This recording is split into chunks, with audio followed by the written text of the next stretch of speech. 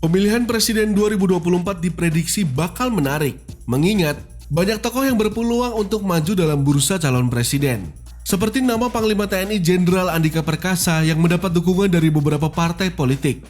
Seperti Partai Nasdem yang merekomendasikan nama Andika menjadi bakal calon presiden. Tidak hanya Partai Nasdem, Partai Kebangkitan Bangsa atau PKB juga melirik Andika sejak beberapa bulan lalu untuk dijadikan capres. Namun, PKB masih ingin mengusung Muhaimin Iskandar untuk maju dalam Pilpres 2024. Melihat dari berbagai lembaga survei, nama Panglima TNI ini terbilang cukup populer untuk saat ini. Misalnya, hasil survei lembaga Kedai Kopi pada 16 hingga 24 November 2021, elektabilitas Andika masuk 2 besar kandidat menjadi cawapres 2024 dengan 12,3%. Lalu, survei Indonesia Network Election Survey atau INES pada 13 hingga 28 April 2022, Andika berada di urutan keempat kandidat Pilpres 2024 dengan elektabilitas 7,1%.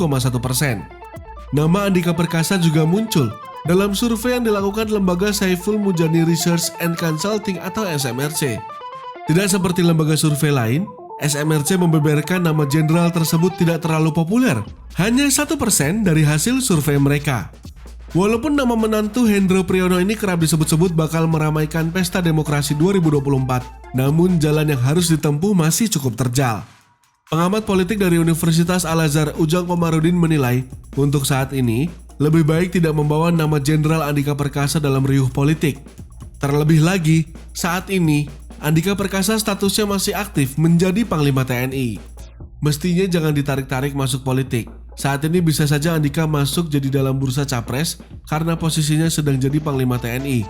Namun ketika pensiun nanti di akhir tahun ini, ketika tak punya jabatan, seiring dengan itu, maka kekuatan politiknya akan melemah, ujar Ujang Komarudin, pengamat politik Universitas Al-Azhar. Menurut Ujang, naiknya nama Andika mirip terjadi seperti naiknya nama mantan Panglima TNI Gatot Nurmantio. Namun, akhirnya Gatot tidak sama sekali menjadi pemain inti di perhelatan pemilihan presiden 2019. Ujang menambahkan, saat Panglima TNI Gatot pensiun dan turun jabatan, maka posisi politiknya melemah.